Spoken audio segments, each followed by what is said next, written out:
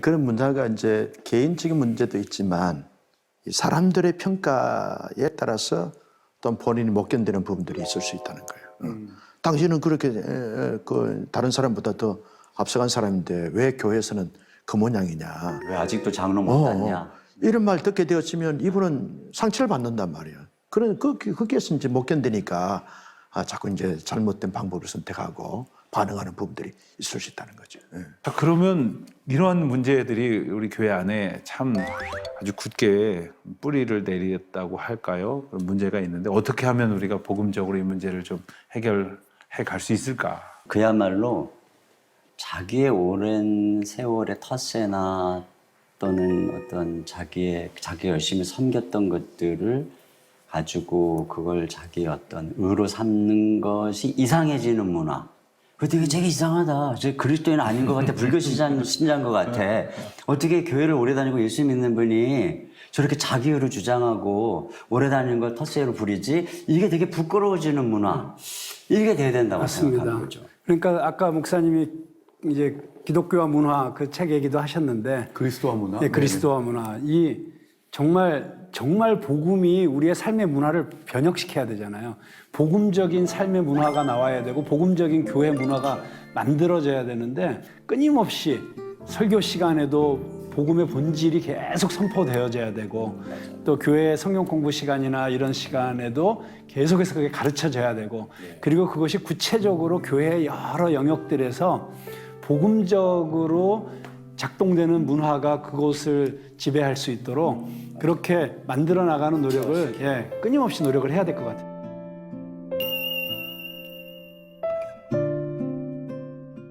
혹시 우리 성도들 가운데 이런 면을 깨뜨리고 진정한 자유를 얻었으면 좋겠다. 뭐 이런 요소들이 생각나시는 건 더 없으실까요? 답변을 해야 된다는 것으로부터 좀 자유롭게.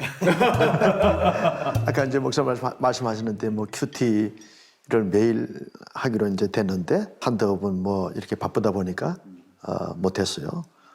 거기서 또 이제 이어서 하면 되는 것인데 마치 거기에 죄책감이 짓눌려가지고 아주 큰 어떤 죄를 범한 것처럼 생각해서는 안 된다는 거예요. 생각나는 거 있어요. 저 제자 훈련할 때 과제 제대로 못 해오잖아요. 어떤 경우에 이제 큐티 제대로 못하고 기도 제대로 못하고 그리고 와가지고 굉장히 주눅이 들어갖고 굉장히 분위기 심각하게 앉아 있어요. 그러면 내가 이렇게 얘기해요. 과제도 제대로 못하시면서 분위기까지 이렇게 망치시면 되겠습니까?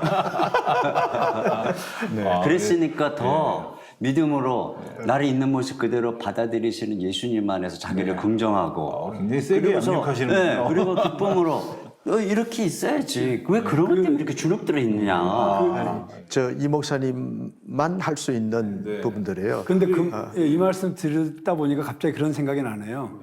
우리 성도들도 실수할 자유가 있어야 될 것 같아요. 실수할 자유, 네, 잘못할 자유. 맞아요. 네? 잘못할 자유. 네. 그렇죠. 우리도 끊임없이 용납받는 그러면 완벽할 수 없잖아요. 그러라고 우리 목사가 네, 있는 그런데 거예요. 혹시 잘못할까봐 뭐 자기가 하고 싶은 일도 못하고 뭔가 시도도 못하고 그렇게 움츠려들게 만들면 안 되잖아요. 근데 잘못이 상습범이 되면 안 되는 거죠. 네, 그러니까 이제 저는 조금 솔직히 얘기하면 이게 잘 안 바뀔 거다라는 생각이 드는 게 왜 그런가 하면 우리가 이 교회 안의 문제가 아니라 우리가 살아가는 세상의 문제이기 때문에 그렇다고 생각합니다. 솔직히 뭐 목사들도 마찬가지죠. 만나면은 이제 기수 물어보고부터 이런 기수 문화부터 시작해가지고 이제 이런 모든 것들이 아무리 신학을 공부하고 목사가 되었어도 사적인 자리에서 나타나는 것은 우리가 자라왔던 익숙해 있는 문화이기 때문에 그게 꼰대 문화예요. 그렇죠. 근데 이제 이 문화를 우리가 변화시켜야 되는데 세상에 워낙 문화라고 하는 게 우리에게 익숙해 있어서 쉽지만은 않을 것이다. 그렇지만 할 수밖에 없는. 그러니까 예수님께서 하셨던 말씀도 이방인 그 세상에서는 집권자들 세도를 부리지만 너희는 그렇지 아니하라고 하는 어떤 대한 문화를 얘기했기 때문에 결국은 복음이 신앙적인 영역 안에서만 머무는 게 아니라 세상의 모든 가치관을 전복시키고 새로운 대안을 제시하는 것이라는 것을 좀 이렇게 목사님들 가르치시고 좀 솔선수범해야 되지 않겠나. 그러니까 틴켈러 목사님 말씀하신 것처럼 네. 복음은 모든 것을 변화시킨다. 그렇지. 네. 복음은 모든 것을 바꾼다. 이게 혁명이죠.